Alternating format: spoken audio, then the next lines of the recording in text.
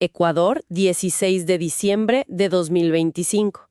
Hoy, nos vamos a meter de lleno en una serie de normativas que, aunque a veces suenan lejanas, definen el espacio que todos habitamos. Vamos a explorar cómo se planifican nuestras ciudades, desde la altura de una cerca hasta dónde se puede construir. Veremos también quién controla recursos tan básicos, tan del día a día como la arena y la piedra. Y vamos a descifrar cómo se calcula el valor de una propiedad para los impuestos y al final, pues seguiremos la pista del dinero para ver en qué lo gastan los municipios.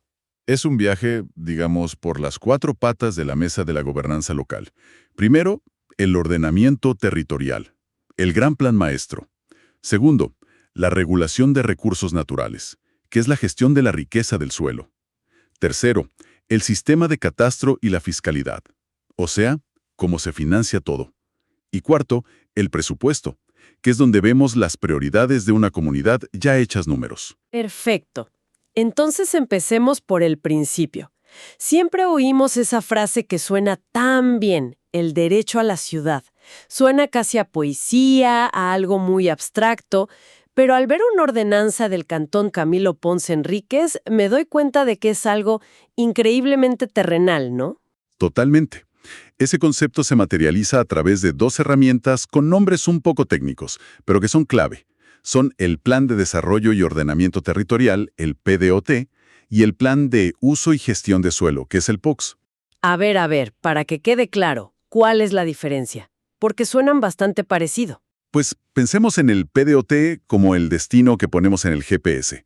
Decimos, queremos ser una ciudad más verde, más conectada, con vivienda para todos en los próximos 12 años. Es la visión, el gran objetivo. Exacto.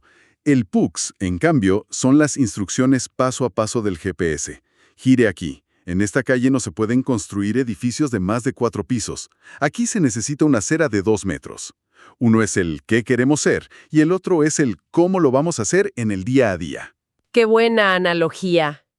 Y vaya que sí son específicas esas instrucciones. Me quedé sorprendida con el nivel de detalle.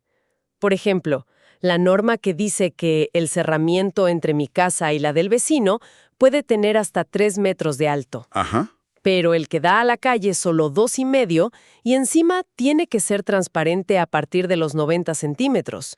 O sea que el municipio opina sobre si mi vecino puede verme o no. Bueno, esto así suena un poco invasivo, ¿sí? Pero tiene una lógica profunda. Detrás de esas reglas está un principio constitucional fundamental. El derecho a la propiedad no es absoluto, tiene una función social y ambiental. Ah, claro. No se trata solo de tu derecho a construir lo que quieras en tu terreno. Claro, se trata de que tu construcción no le quite la luz al de al lado, no genere un riesgo o, que no rompa con la estética de todo el barrio.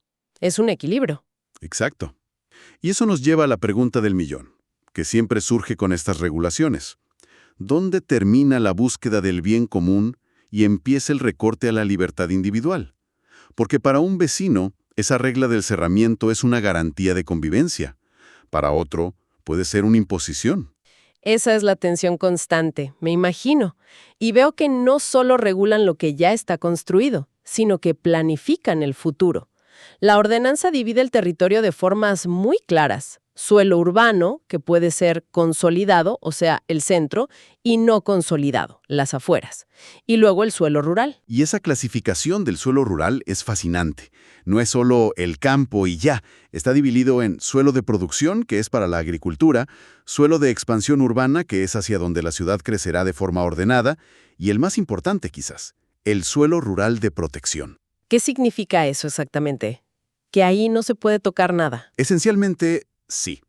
Es el mecanismo legal que tiene el municipio para decir, esta área, por su valor ecológico, por ser una fuente de agua o por su paisaje único, es intocable.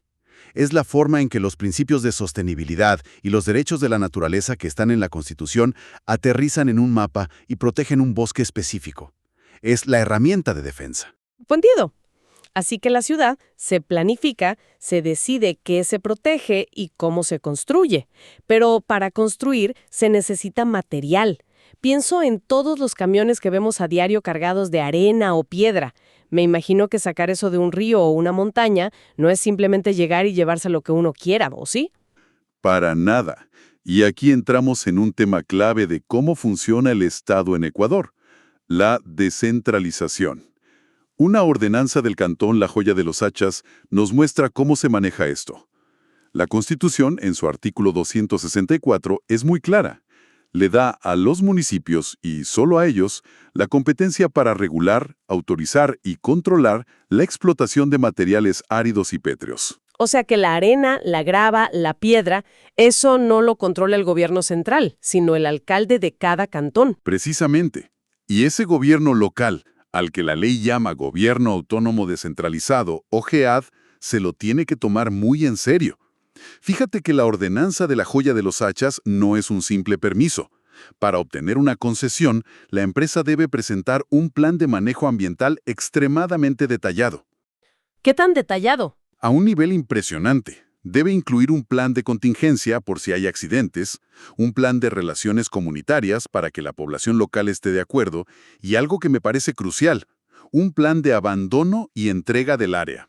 Es decir, la empresa está obligada a decir desde el día 1 cómo va a dejar el lugar una vez que termine, cómo va a reforestar, cómo va a asegurar que el ecosistema se recupere. O sea, se acabó el saco lo que quiero y dejo el hueco. Tienen que hacerse responsables del después. Totalmente. Y si no lo hacen, las consecuencias son severas. La ordenanza tiene una tabla de infracciones muy específica: leves, graves y muy graves. Aquí se ve de nuevo la conexión con los derechos de la naturaleza. Dame un ejemplo. ¿Qué es una infracción leve versus una muy grave? Una leve puede ser algo administrativo. Digamos, alterar los hitos que marcan los límites de tu concesión. La multa es de 2 salarios básicos unificados. Y 2 salarios básicos, para que tengamos una idea de cuánto dinero hablamos, más o menos. Pues a día de hoy estaríamos hablando de algo menos de $1,000.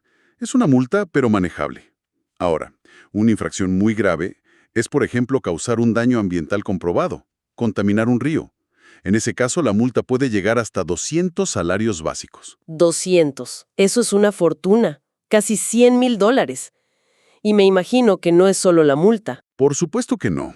Además de la multa, se procede a la suspensión inmediata de las actividades y hasta la revocación de la concesión.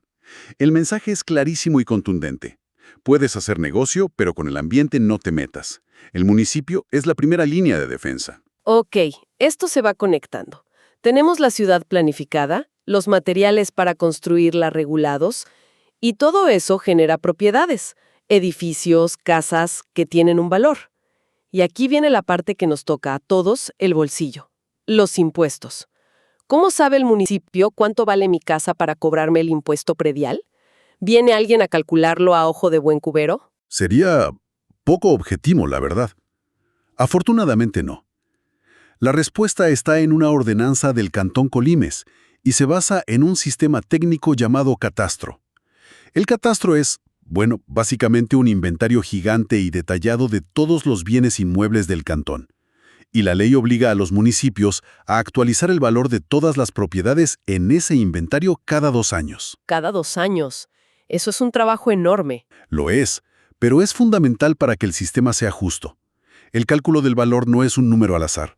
Se descompone en 2 grandes partes: el valor del suelo y el valor de la edificación. El valor del suelo imagino que depende de dónde esté. No es lo mismo una esquina en el centro que un terreno en las afueras. Exacto.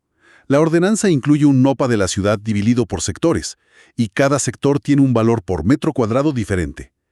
Pero aquí es donde se pone fascinante: el cálculo del valor de la edificación. Aquí es donde quería llegar. ¿Qué miran? Todo. Es una fórmula matemática que considera decenas de variables: el tipo de estructura, si es hormigón, metal, el material de las columnas, el de las paredes, los acabados de los pisos. Un momento. ¿Me estás diciendo que el impuesto de mi casa depende de si el piso es de cerámica, de madera o de mármol? Exactamente. También se considera el tipo de cubierta, el estado de conservación y hasta el número de baños que tiene la edificación. Todo eso se ingresa en la fórmula y arroja un valor técnico, el avalúo catastral. Es un intento de ser lo más objetivo posible. No lo puedo creer. A ver, hagamos un ejercicio rápido. Si yo tengo una casa en un sector X, con 3 baños y piso de cerámica, y decido remodelar y ponerle piso de mármol, ¿eso afecta mi impuesto predial del próximo bienio? Definitivamente, porque el mármol tiene un factor de valoración más alto que la cerámica en la fórmula. Tu avalúo catastral va a aumentar y, por ende, el impuesto que pagas sobre ese valor. Entendido. ¿Y sobre ese valor, cuánto se paga? Se aplica una tarifa progresiva que va desde el 0,25 por mil hasta el 5 por mil del avalúo. Pero el sistema también busca incentivar el pago puntual. Si se paga en la primera quincena de enero, hay un descuento del 10%. Ese descuento va bajando cada 15 días hasta junio. Pero si esperas a julio, la cosa cambia. Ya no hay descuento, sino un recargo del 10%. ¡Claro! Por eso todo mundo corre a pagar los prediales en enero. Es un incentivo muy potente. Conecta la gestión técnica y fría del catastro con la recaudación que necesita el municipio para funcionar. Y esa es la transición perfecta. Porque una vez que el municipio recaude ese dinero, llegamos a la pregunta final y más importante para la ciudadanía. La pregunta del millón. ¿A dónde va mi dinero? ¿En qué se gasta todo lo que se recauda? Para eso, una ordenanza presupuestaria como la del Cantón Cascales para el año 2026 es una ventana directa a las prioridades de un gobierno local. Y lo primero que hay que entender del ciclo presupuestario es que, por ley, no puede ser una decisión tomada a puerta cerrada en la oficina del alcalde. No. ¿Cómo funciona entonces? La ley exige la participación ciudadana.